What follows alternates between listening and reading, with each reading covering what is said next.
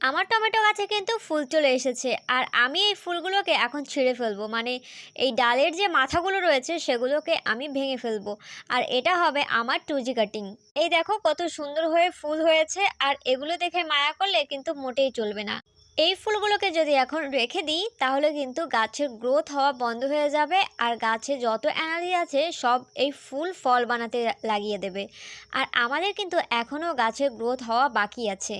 আর তাছাড়াও এত জলদি যদি গাছে ফুল চলে আসে সেই ফুল দিয়ে কখনোই কিন্তু ফলে কনভার্ট হয় না। তাই জন্য কিন্তু আমি প্রত্যেকটা ডালের আগাগুলো আবার ভেঙে ফেলবো, আর ওই আগায় রয়েছে ফুলগুলো।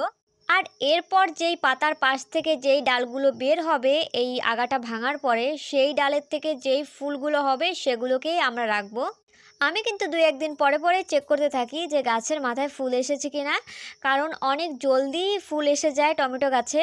এই জন্য চেক করি না যে কবে ফল হবে, এই জন্য চেক করি যে ওটাকে ভেঙে ফেলতে হবে, কারণ এই ফুলগুলোকে বড় হতে মোটেই দেওয়া যাবে না। যখনই তোমরা দেখবে যে গাছে টমেটোতে ফুল চলে এসেছে এত ছোট গাছে, তখনই কিন্তু ছিঁড়ে ফেলতে হবে, একদম বড় হতে দেওয়া যাবে না। আর এই দেখো এক এক করে আমি প্রত্যেকটা ডালের মাথা কিন্তু ভেঙে ফেলছি এইভাবে।